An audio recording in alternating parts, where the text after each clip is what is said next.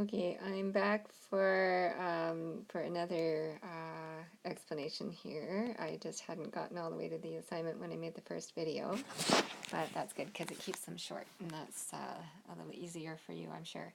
So I just wanted to talk to you about this last question, D here, and you've done some interesting things here in your proof, and unfortunately some of them are not correct. You can't get away with some of the things that you're doing here because they don't follow the identity.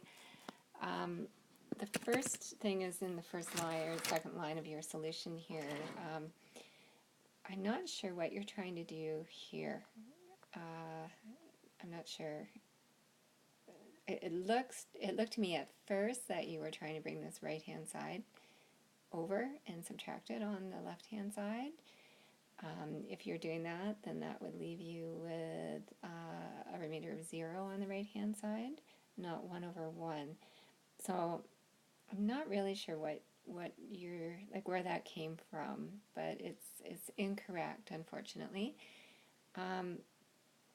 Now from there, sine 2x is 2 sine x cos x. So we've got from this line coming to this line. Again, I'm not really sure how you got from that line to the next line, because if we have 1 minus 2 sine x cos x, then I don't know how we get to just sine x cos x. The denominator here is expanded from the cos 2x, so I get that.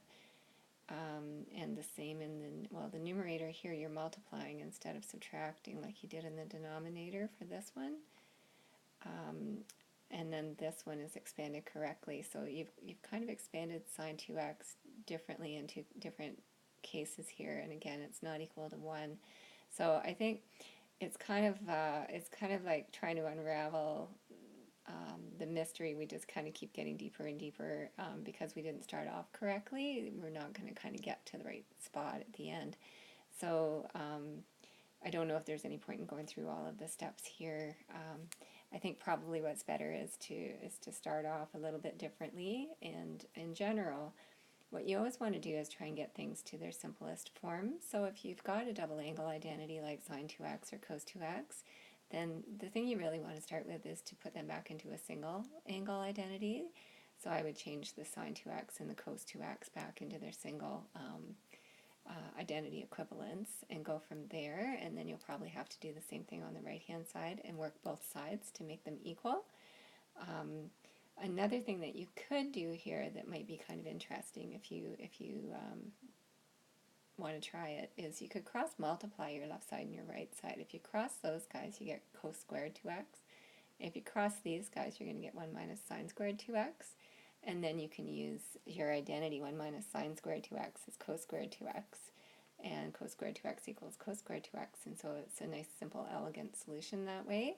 That's not something we normally do as cross multiply. We usually work with one side at a time, but it's okay to do it if you're given that they're equal. Then you're allowed to work with both sides at the same time and maybe do something like that once in a while. Okay?